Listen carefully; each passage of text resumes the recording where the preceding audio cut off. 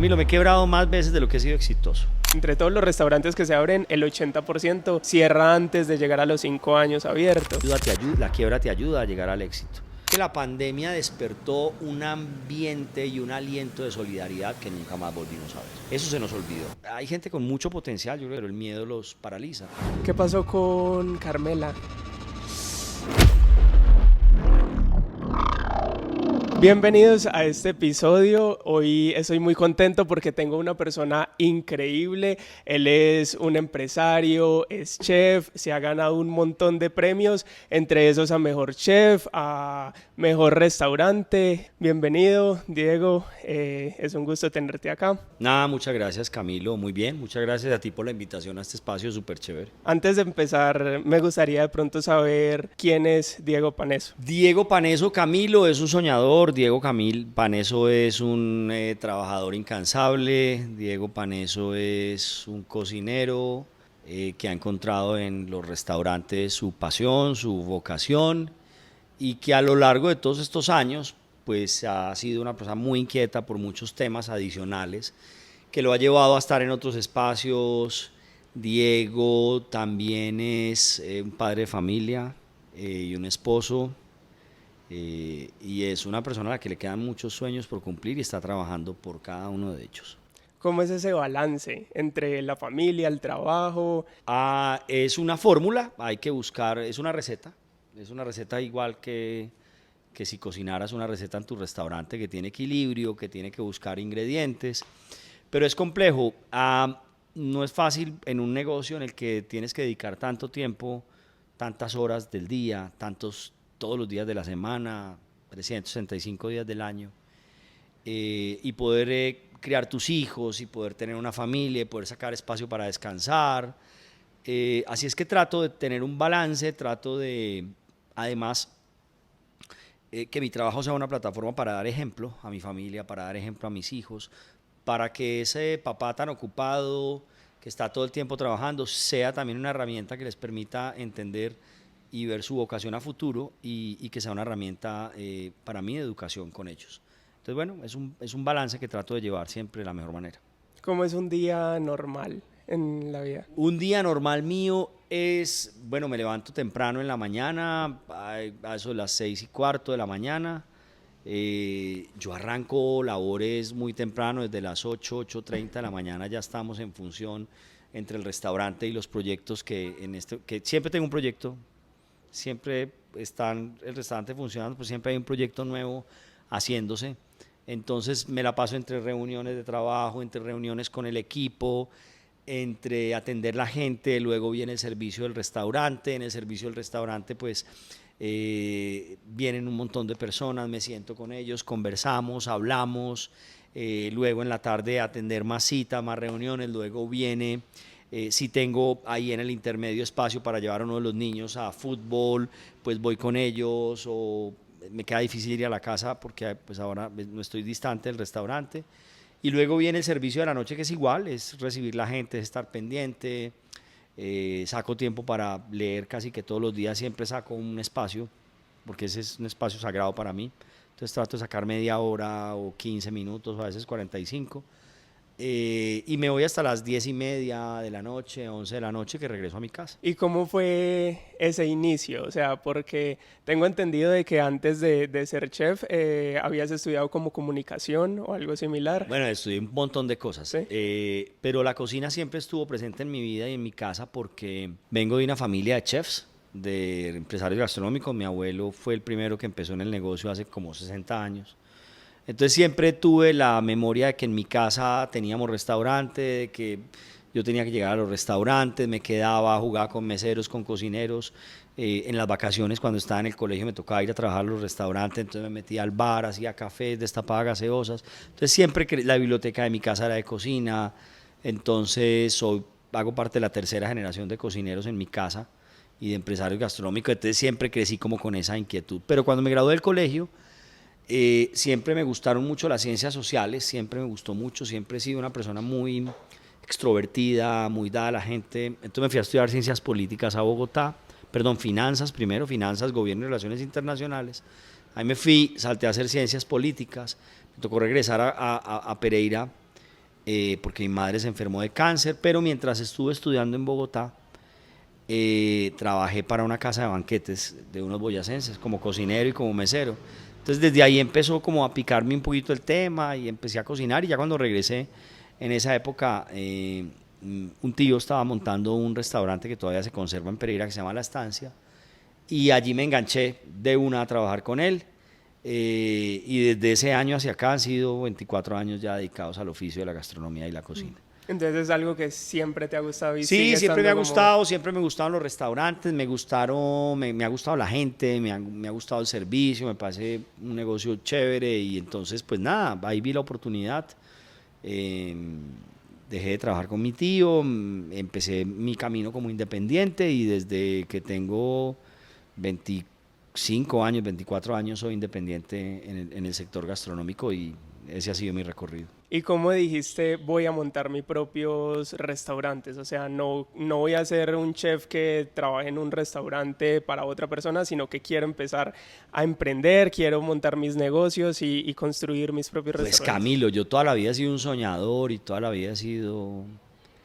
Yo digo que yo soy un kamikaze porque, pucha, he dejado el miedo y el temor a un lado, ese temor que da a emprender, que da a enfrentarse a un mundo empresarial desconocido, el temor de no tener el recurso, por ejemplo, para montar una empresa o para montar un negocio. No, yo siempre he sido eh, un creador de cosas, y no he sido apegado a otras tantas, y eso me ha permitido tener el carácter de poder enfrentarme al reto de crear un restaurante. Entonces siempre me lo soñé.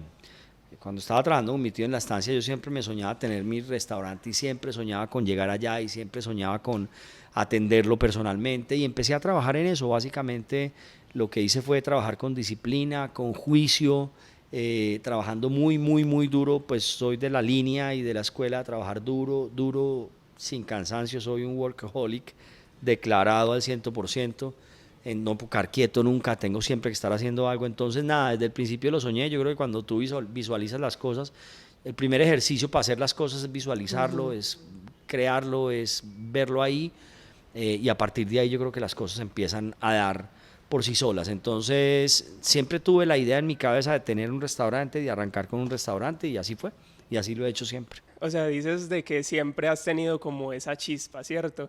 Uno a veces nace prácticamente con eso, uno siempre quiere montar ese negocio, está viendo qué es lo que quiere hacer.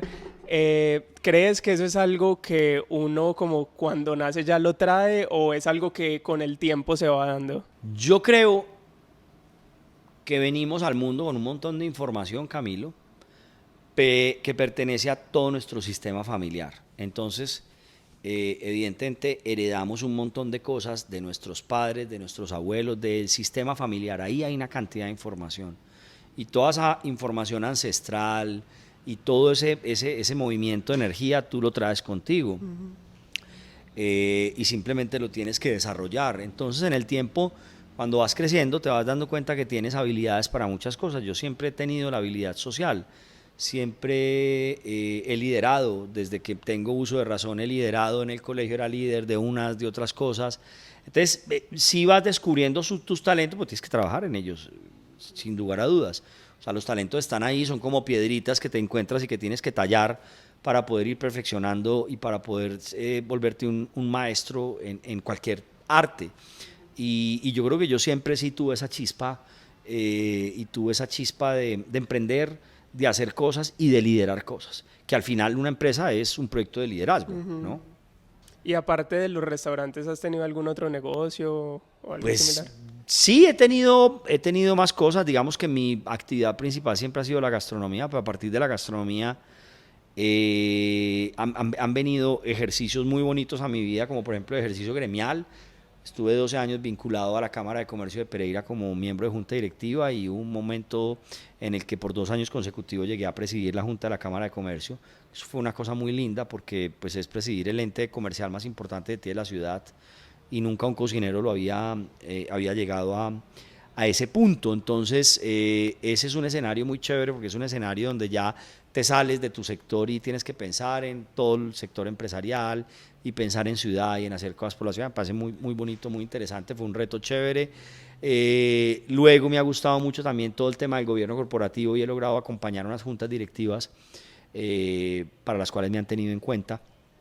Y eso me gusta mucho, me parece muy chévere, también desde la experiencia y desde la capacidad de dirigir equipos, cómo puedes también aportar a otras organizaciones en otros sectores completamente diferentes.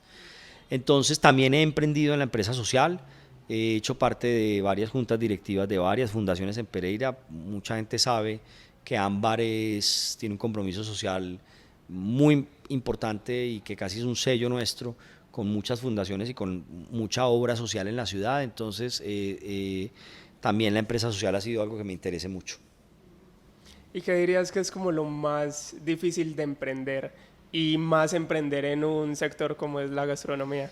Yo creo, Camilo, que lo más difícil de emprender es el miedo, dejar el miedo a un lado. Estamos llenos de temores que nos inmovilizan, nos incapacitan, no permiten que nuestras ideas fluyan. Entonces hay gente con mucho potencial. Yo creo que todas las personas tienen un potencial enorme de hacer cosas, pero el miedo los paraliza.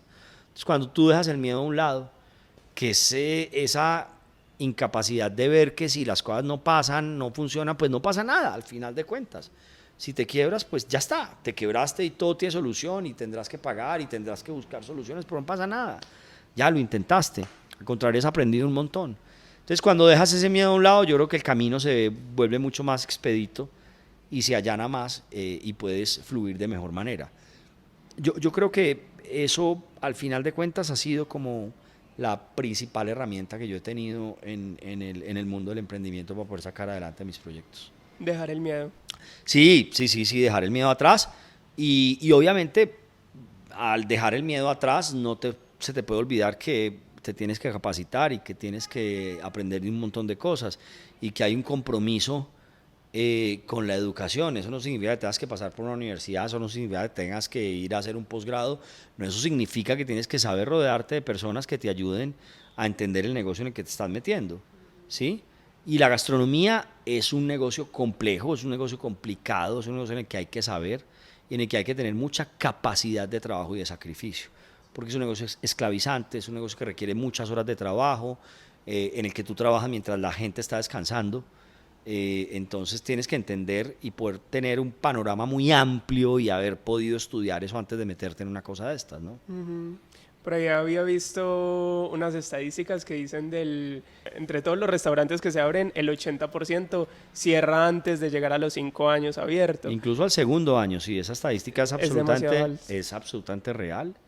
Es un negocio muy complejo, es un negocio que tiene muchas características que hay que analizar primero antes de, y que además, como te digo, requieren de mucho sacrificio y muchas horas de trabajo.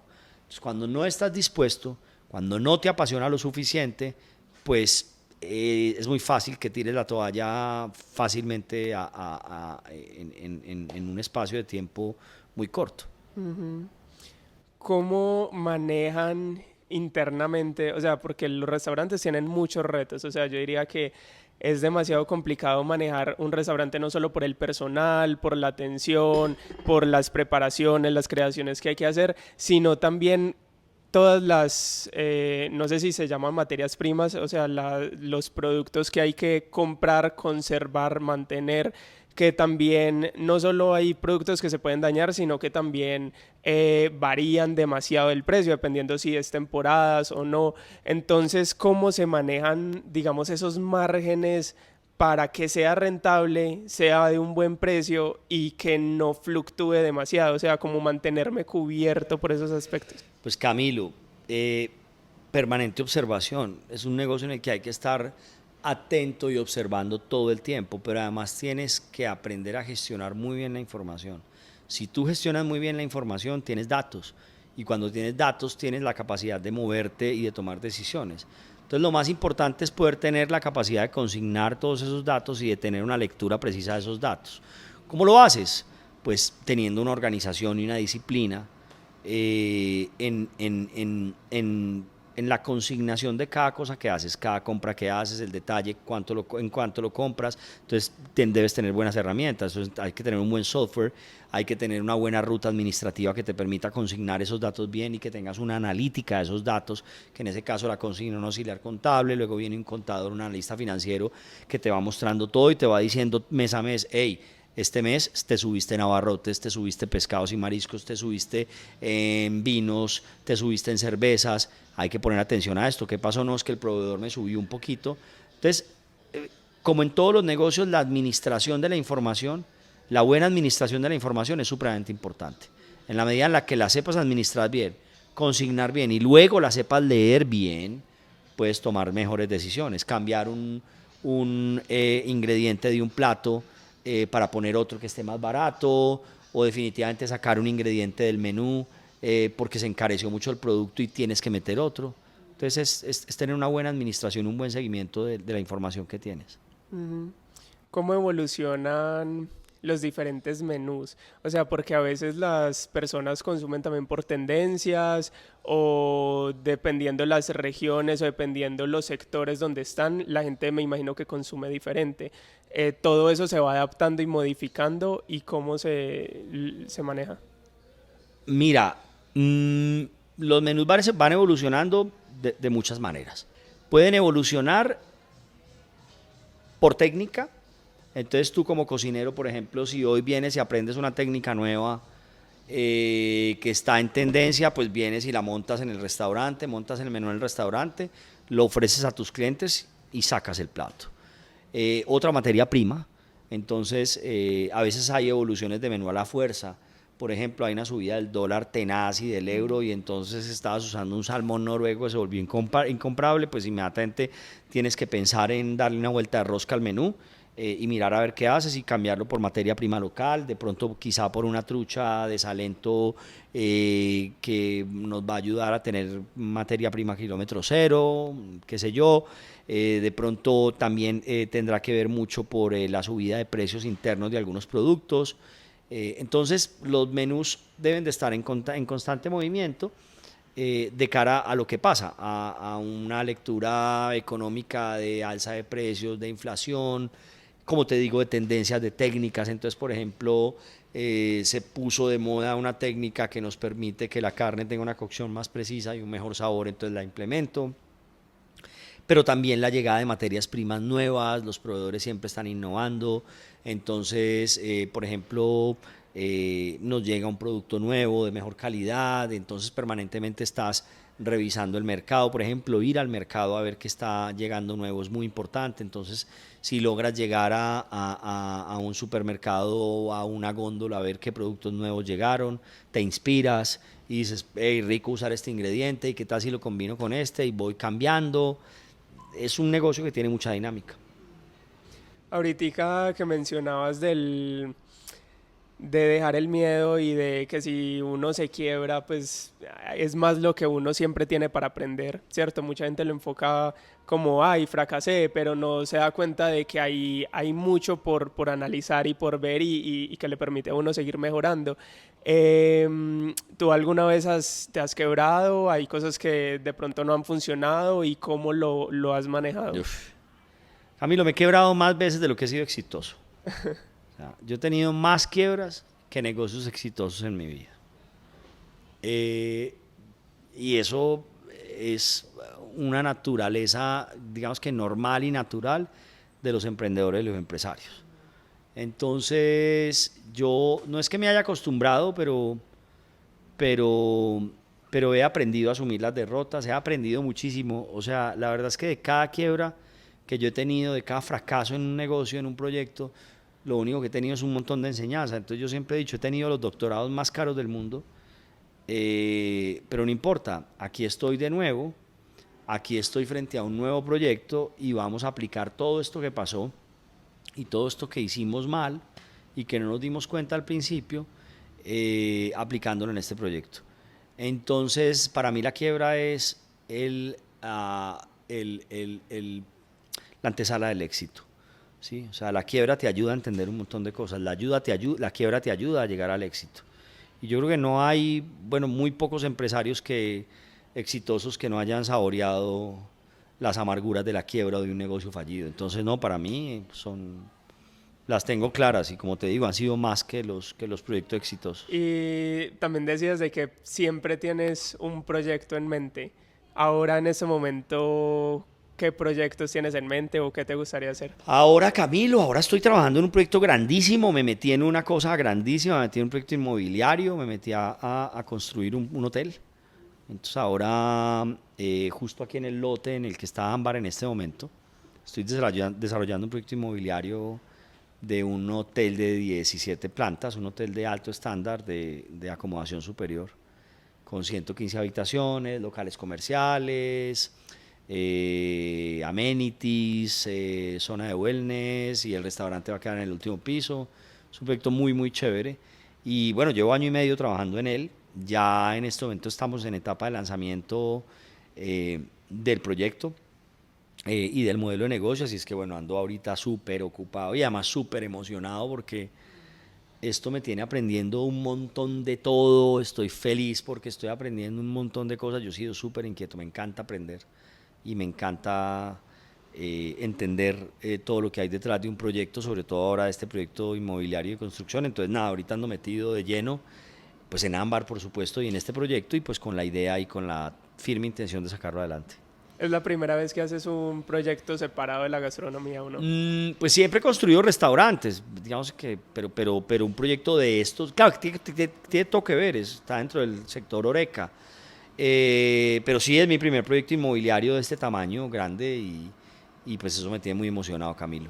¿Va a ser aquí mismo? Sí, en el lote donde está Ámbar, aquí hay 953 metros que conforman el local y el parqueadero, y ahí vamos a hacer la implantación de la torre.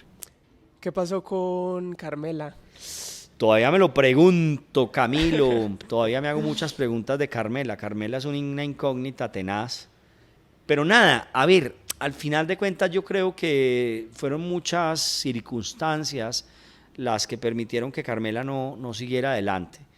Yo creo que llegamos en un momento complejo del crecimiento gastronómico de la ciudad, hubo una disparada de aperturas de restaurantes y la gente quedó como de un momento a otro después de pandemia sacudida por esta cantidad de sitios que se abrieron de un momento a otro, entonces se tuvo que repartir la torta en un montón de pedazos. Creo también que el menú de Carmela era una propuesta arriesgada, evidentemente era una propuesta arriesgada, no era una propuesta fácil de entender, con unos sabores muy diferentes, muy distintos. Esa era como la conjunción de lo que más me gusta comer a mí, era también una mezcla de mis viajes gastronómicos alrededor del mundo, porque tú encontrabas ahí comida oriental, mediterránea, asiática, de todo un poquito, que era como, vuelvo y te repito, esos viajes gastronómicos míos y esos sabores que tenía en la memoria. Me enfrenté digamos, a darle a entender al cliente una nueva forma de consumir pan, para una panadería artesanal con masa madre diferente, una nueva repostería. Y yo creo que la gente le pareció muy chévere, pero no teníamos el público suficiente para eso. Entonces, nada, al final el proyecto arrancó muy bien, pero luego no fuimos capaces de seguir avanzando y lo intentamos, dimos algunas vueltas, intentamos por un lado, por el otro, y bueno, y los negocios hay que despedirse de ellos y desapegarse y decir, ok, no funcionó, lo que sigue y ya está, porque tampoco puedes tener y convertir un negocio en un hueco de tragar dinero porque pues no funciona. Entonces nada, me da mucho pesar. Carmelera fue un proyecto soñado, lo hice como se sueña uno montar cualquier empresa, con todo, no le faltó nada, fue un hijo hecho a la medida, pero no funcionó. Y cuando las cosas no funcionan, pues ya está. Nosotros amábamos Carmela, siempre íbamos allá. Sí, Carmela tenía muchos fans y hay mucha gente que extraña mucho el restaurante y que recuerda platos muy icónicos como las hamburguesas, el sándwich de tres De queso pimientas, feta. el de queso feta que era delicioso con la sopita, los panes, el ambiente, pero bueno, yo creo que el gusto gastronómico de la ciudad en general todavía es muy incipiente, todavía a la gente le cuesta Probar nuevos sabores. atreverse a explorar nuevos sabores, nuevas mezclas y pues la gran mayoría prefieren seguir en una tendencia más conservadora o en un menú más conservador y no arriesgar tanto. Creo sí, Camilo, que Carmela era un restaurante por una ciudad más grande, creo que era un restaurante por una ciudad más cosmopolita, con gente que tuviera una apertura un poquito más amplia a la gastronomía y a los sabores, pero pues bueno, lo intentamos y eso es lo importante, hermano. ¿Y no has pensado en abrir un restaurante en otra ciudad? ¿En Bogotá, Sí, Medellín? sí, a mí me ha gustado mucho, he pensado mucho en muchas cosas y he intentado, he estado cerca de abrir en Cartagena. Bogotá nunca ha sido una opción para mí, digamos más por calidad de vida, porque hay algún momento en la vida en la que tú quieres estar más tranquilo y en fin. He buscado afuera, en el exterior, alguna vez exploré Miami, hemos explorado España, pero por ahora estamos concentrados en nuestro proyecto inmobiliario, en que Ámbar vuelva a renacer allí en el piso 17, con una vista absolutamente espectacular, con un menú completamente renovado. Entonces, bueno, ahorita andamos concentrados en este proyecto. ¿Con ese proyecto entonces Ámbar para o igual No, sigue? Ámbar cierra y lo que haremos es construir el hotel Y ya luego dejarlo y arriba. luego dejar el restaurante en el último piso, pero nos dedicaremos única y exclusivamente al proyecto inmobiliario. ¿Eso cuánto puede tardar? Yo creo que desde que nosotros empecemos a construir, que va a ser seguramente en el primer semestre del próximo año, nos demoraremos aproximadamente unos 18 a 24 meses para terminar el proyecto. Ah, bueno, pero va a ser movidito. Sí, claro, vamos para Sí, adelante. para un proyecto de ese tamaño Sí, así es. Ah, súper. Y en Ámbar, ¿cómo hicieron para ustedes manejar todo el tema de la pandemia? Porque yo me acuerdo en pandemia dejó muchos, o sea, muchas empresas las dejó muy desestabilizadas, mucha gente sin saber qué hacer. Y por ejemplo, nosotros también en pandemia seguíamos pidiendo por domicilios en Ámbar y eso. Pero internamente, ¿cómo fue ese escenario? Yo creo que fue el reto empresarial inédito más importante que hemos vivido, por lo menos las últimas, no qué sé yo, 2 generaciones, no sé, pero fue una cosa sin precedentes. ¿Quién estaba preparado para eso? Nadie. O sea, yo llegué de México el 14 de marzo del 2020 y a los 3 días cerraron. Y yo llegué y había actividad y el restaurante estaba lleno, a la semana no había nadie, estábamos encerrados en las casas, echándonos alcohol por todas partes, llenos de mascarillas, muertos del susto porque nos íbamos a morir y ya, off. Entonces, nada, fue un reto muy teso porque es ver cómo de la noche a la mañana tú tienes que cerrar las llaves de tu negocio, tienes un montón de gente ahí por la cual responder, todas esas familias de todos los colaboradores. ¿Y ahora qué vamos a hacer? Entonces llegan muchos pensamientos, Camilo, o sea, esa es un ataque de un montón de pensamientos, de ideas, de angustias, de preocupaciones, de esperanza también, de lluvia de creatividad. A mí me toma la pandemia siendo presidente de la Junta Directiva de la Cámara de Comercio de Pereira, entonces yo tenía 2 retos: liderar la Junta de Comercio más importante de la ciudad y liderar mi negocio.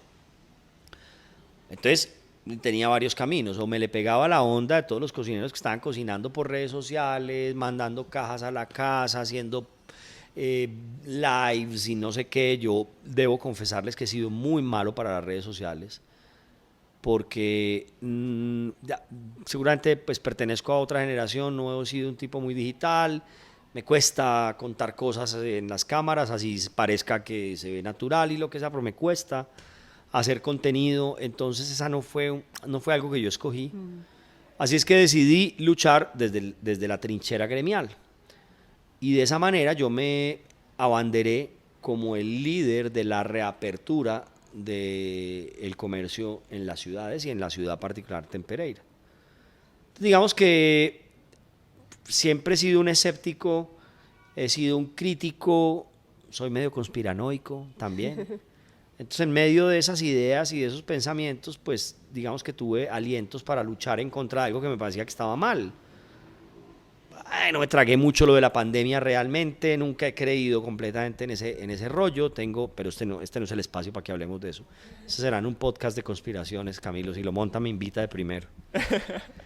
Pero claro, tenía muchos argumentos para decir, no nos pueden dejar morir de hambre y no podemos acabar los negocios porque entonces ¿qué va a hacer? Peor, que se va a morir la gente de la gripa esa o nos vamos a morir nosotros de hambre porque no tenemos cómo trabajar.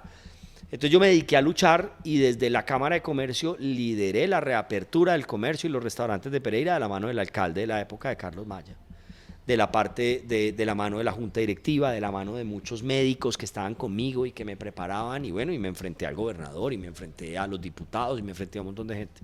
Mientras que aquí no hacíamos nada. Pasamos de vender el 100% de nuestras ventas pasaban a ser el 7% en domicilios.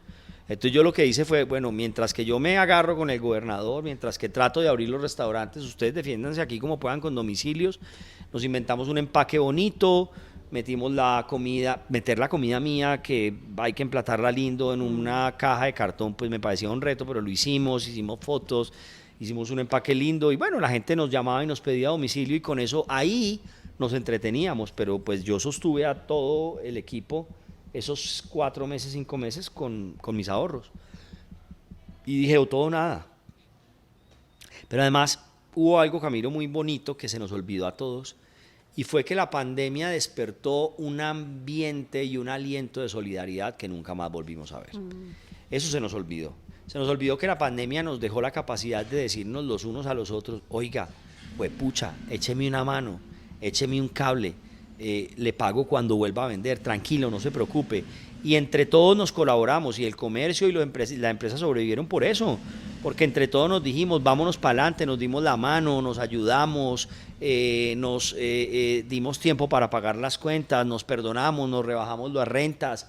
Y eso se nos olvidó. Sí, sacó muchas cosas positivas de las personas. Claro, pero esa lección se nos olvidó, Camilo. Esa lección cuando arrancó otra vez el frenesí del mundo capitalista en el que vivimos, pues se nos olvidó. Entonces sobrevivimos así, con este tipo de acuerdos, con la solidaridad, con la bacanería, ¿sí? Pero yo me dediqué a dar la lucha para que reabriéramos. Y de esa manera fue como logramos que el presidente de la República se fijara en Pereira y su ministro de Comercio, Industria y Turismo se fijara en Pereira para ser la primer ciudad piloto en apertura de restaurantes. Y el 4 de julio, nunca se me va a olvidar, el día que estaba cumpliendo 40 años yo, en mi restaurante se hizo la gran mesa de reapertura de restaurante en Colombia, y Ámbar fue el primer restaurante en Colombia que hizo un protocolo de bioseguridad. Fuimos el primero, fuimos el conejillo de Indias y fuimos el piloto de prueba. 2 semanas después, el 12 de julio, habíamos abierto la totalidad de los restaurantes en Pereira y fuimos la primera ciudad que abrió y la ciudad de ejemplo con la cual se le hizo la reapertura al resto de restaurantes. Entonces la pandemia fue eso, fue un reto enorme que logramos sacar adelante y que yo la verdad sí me siento muy orgulloso porque hicimos un trabajo súper arduo, juicioso, y logramos darle ejemplo a Colombia de que podíamos convivir, de que podíamos trabajar y de que lo podíamos hacer todos de la mejor manera. Entre todos esos retos que has pasado pues, a lo largo de la carrera y de todo el tema de emprendimiento, ¿cuáles dirías que serían como esos 5 tips o esas 5 cosas que la gente sí o sí debe tener en cuenta? O sea, digamos, alguien de los que nos está viendo quiere montar su negocio o está empezando su negocio, pero puede estar perdido o confuso o no le está yendo tan bien. ¿Cuáles son como esas 5 cositas que le dirías como esto, grábeselo y hágale? Pues lo primero, hay que tener capacidad de trabajo, mucha capacidad de trabajo. Eso es muy importante. Las nuevas generaciones, y es un comentario, no quiero que suene a crítica, pero y que también comparto algunas cosas, pues digamos que tienen la idea de que hay que disfrutar más el tiempo libre, la vida, hay que tener tiempo para otras cosas, no todo es el trabajo. Hay una crítica profunda al modelo capitalista que ha calado en muchas generaciones y está bien. Yo también soy crítico del modelo, pero pues si quieres triunfar en un modelo como estos no puedes tirarle una piedra ahí a un muro enorme porque no lo vas a derribar. Entonces, pues si quieres emprender, te tienes que meter al modelo de alguna manera y tienes que entender cómo funciona el juego y hay que trabajar. y hay que tener capacidad de trabajo duro. Segundo, hay que rodearse muy bien, muy bien, y hay que saber escoger las personas que te van a acompañar en ese viaje, porque no sabes de todo, y si no sabes de alguna cosa en la que te vas a meter, pues tienes que buscar al mejor, y tienes que saber asesorarte bien, y tienes que caminar al lado de ese asesor y capacitarte también en cada cosa que vas a buscar que sea un complemento para tu emprendimiento. Entonces hay que saberse acompañar, hay que saberse asesorar. ¿Vale?